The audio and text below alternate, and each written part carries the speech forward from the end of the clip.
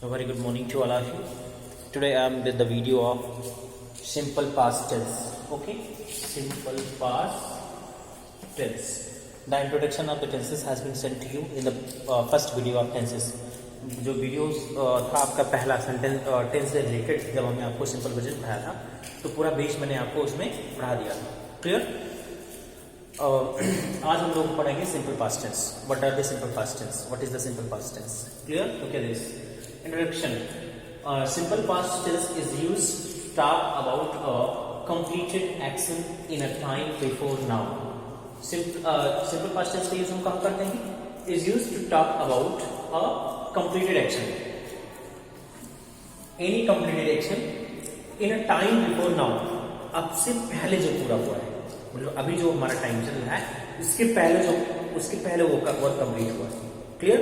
Time before now, अभी जो time चल रहा है इसके पहले कंप्लीट हुआ है. वो कहने मतलब कि पास्ट में. क्लियर? और भी कह सकते हैं एक चीज और, the time of the action can be recent past. The time of action, जो काम हुआ पहले, अभी से पहले, टाइम बिफोर नाउ जो अभी है इसके पहले, तो वो रिसेंट भी हो सकता है और डिसेंट भी हो सकता है. Look at this. Can be recent past और the distant past. Clear? Distant past मतलब long past and recent past short past, मतलब अभी थोड़े समय पहले कंप्लीट हुआ है या मतलब बहुत समय पहले कंप्लीट हुआ है. क्लियर? तो सिंपल पास्ट में आपका कोई कंप्लीटेड एक्शन होता है और ये शो करता है कि कोई काम अभी जो हमारे साथ टाइम चल रहा है टुडे, इसके पहले कंप्लीट हुआ है, कल कंप्लीट हुआ था, या 10 दिन पहले कंप्लीट हुआ था, 2-4 साल पहले कंप्लीट हुआ था, या उससे भी पहले कंप्लीट हुआ था. तो मतलब दोनों कुल मिला के पहले रिसेंट और डिस्टेंट, मतलब पास में, जल्दी में, या बहुत समय पहले कंप्लीट हुआ है. Clear? It shows on simple past tense. Okay, look at this. My father died last year. What is this? Last year. It is recent past. It is recent past. अभी माय फादर, मेरे पिताजी died, मरे थे last year, पिछले साल. मेरे पिताजी की डेथ हुई थी पिछले साल. तो ये क्या है? आपका रिसेंट पास्ट है. Look at this. John Cabot sailed to America. John Cabot ने सेल किया जो अमेरिका को इन 1948 में. What is this? Distant past. Distant past. Okay. And B crossed the channel yesterday. It is also the recent past. Clear? कुल मिला के आपको सिर्फ इतना समझना है, the work that shows that it has been completed the time before now. ऐसा कोई काम जिससे ये लगता है कि ये काम अभी कुछ समय पहले कंप्लीट हुआ है, मतलब अभी जो टाइम चल रहा है इसके पहले कंप्लीट हुआ है, तो ये आपका क्या होता है? Simple past. Clear? Note, it shows past habits also. As far as simple past is concern, ये पास्ट की हैबिट को भी शो करता है, मतलब ऐसी कोई आदत जो पास्ट में होती रही है. Like that, first example, I study French when I was a child. I study, मैं पढ़ता था, फ्रेंच को स्टडी करता था, व्हेन, जब, आई वाज अ चाइल्ड, जब मैं बच्चा था, जब मैं एक चाइल्ड था. What is the habitual action here? क्या ऐसी कौन सी बात हो रही है? जब वो चाइल्ड था तो सिर्फ एक ही दिन तो उसने पढ़ा नहीं होगा, कई दिन उसने पढ़ा होगा. ये उसकी आदत में था फ्रेंच पढ़ना, किसी भी बच्चे की, जो यहाँ पर शो हो रहा है. क्लियर? तो ये क्या है? हैबिट. तो हैबिट दिखाने के लिए भी आपने क्या किया? सिंपल पास्ट का यूज किया. But second. क्लियर? यहाँ पर यूज टू भी कर सकते हैं. Use to, I use to French when I was अ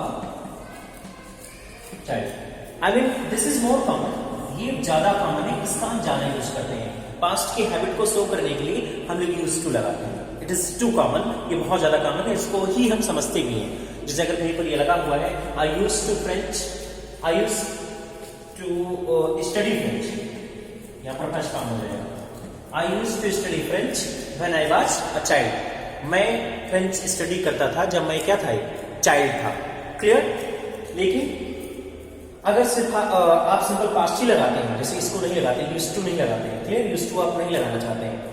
अगर सिर्फ इतना लगा देंगे, सिंपल पास्ट भी लगा देंगे, तभी आपका करेक्ट है. ये आपको समझने के लिए बता रहा था. Simple past tense habitual action भी शो करता है, किसी की हैबिट को भी शो करता है पास्ट की. क्लियर? जिस सेंस में हम यूज टू लगाते हैं. Okay, wait,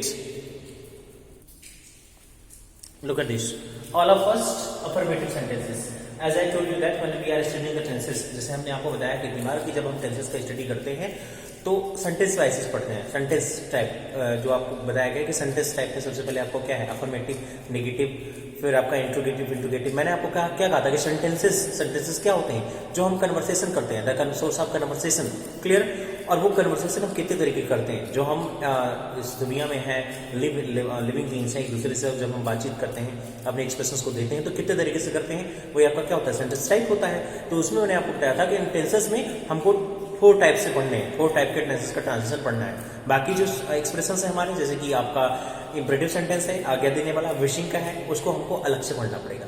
clear. टेंसेस के बाद अभी टेंसेस में सिर्फ आपको पढ़ना है अफर्मेटिव, नेगेटिव और इंट्रोगेटिव। क्लियर। इसको हम कैसे बनाते हैं हिंदी से इंग्लिश। ट्रांसलेशन का मतलब क्या हो गया, टेंस का मतलब क्या हो गया, ट्रांसलेशन। कोई भी एक्सप्रेशन जो हम दे रहे हैं उसको हिंदी से हम कैसे इंग्लिश में बना सकते हैं। क्लियर। ये आपका ट्रांसलेशन। हम क्या है, मदर टंग हमारी क्या है, हिंदी है, बोलते हैं हम लोग क्या है, हम ट्राई करते हैं क्या, इंग्लिश पढ़ने का ट्राई करते हैं, इंग्लिश बोलने का ट्राई करते हैं। तो हमको ग्रामर को सीखना इसलिए पड़ता है कि कैसे किसी भी लैंग्वेज को, मैंने कहा था कि द लैंग्वेजेस द ग्रामर, मतलब एनी लैंग्वेज, कोई भी लैंग्वेज जो होती है उसका ही क्या होता है, ग्रामर होता है। क्लियर। किसी भी भाषा का, चाहे वो हिंदी हो, चाहे वो इंग्लिश हो, चाहे वो संस्कृत, तो लैंग्वेज का ही ग्रामर होता है। आपका साइंस का, हिस्ट्री का आपका ग्रामर नहीं होगा। क्लियर। तो ग्रामर इसलिए पढ़ते हैं कि पंक्चुएशन कैसे करते हैं। जैसे हिंदी में तो हमको पता है ऑलरेडी, लेकिन हिंदी में हमको पढ़ना पड़ता है। जैसे हम बोलना तो सीख जाते हैं, बोल तो लेते हैं, लेकिन फिर उसमें भी बहुत सारी चीजें होती हैं हिंदी में। इन द सेम सेंस आपका इंग्लिश, कि कैसे इंग्लिश को बोलना है, कैसे लिखना है, अगर नेगेटिव बोल रहे हैं तो कैसे बोलेंगे, अफर्मेटिव बोल रहे हैं तो कैसे बोलेंगे। तो ये सब कुछ हमें कौन सिखाता है, ये टेंसेस सिखाते हैं। क्लियर। कि कैसे हमको बोलना। तो वही सबसे पहले आपका क्या, अफर्मेटिव।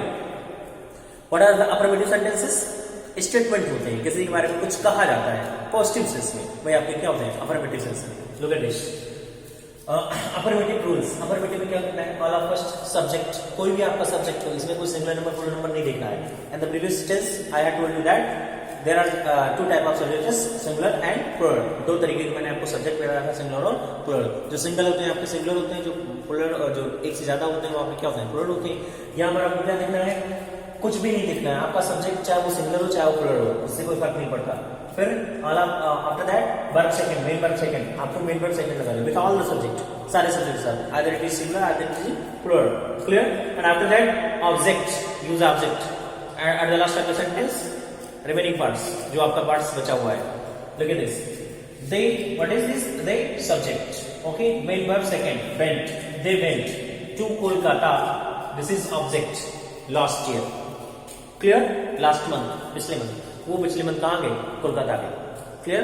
तो ये आपका क्या है, पास्ट एक्शन शो कर रहा है, टाइम बिफोर नाउ, ये किसमें है, सिंपल पास्ट में। लेकिन सिंपल पास्ट ये किस सेंटेंस में, अफर्मेटिव में, क्योंकि ये पॉजिटिव सेंस दे रहा है।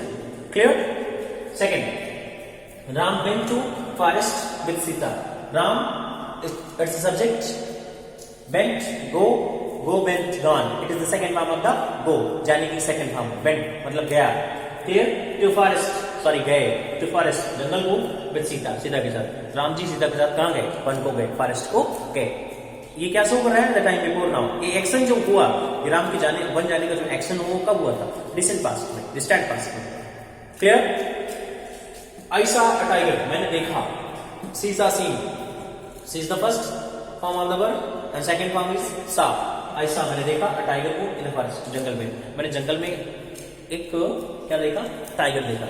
क्लियर। तो कुल मिला के आपको इतना समझना है, सिंपल पास्ट में all of first subject, after that main verb second, फिर आफ्टर दैट ऑब्जेक्ट, और फिर आफ्टर दैट रिमेनिंग पार्ट्स। आपको इसमें ये नहीं ध्यान देना है कि ये वर्ब आई मीन ये सिंगुलर सब्जेक्ट है या प्लूरल सब्जेक्ट है। कोई भी सब्जेक्ट हो, singular, either it is in singular either it is in plural, you have to use the verb second with all the subject. सारे सब्जेक्ट के साथ आपको वर्ब की सेकंड फॉर्म लगानी है। और मैंने आपको बताया कि इतना चीज आप याद रखिए, subject plus main verb plus object plus remaining part, आपका ट्रांसलेशन कभी नहीं गलत होगा। क्लियर। इन सारी चीजों को अगर आप ध्यान देंगे तो आपका ट्रांसलेशन कभी नहीं गलत सकता, मतलब आप इंग्लिश बोल सकते हैं आसानी से। Clear. That's all from today's video. Thank you.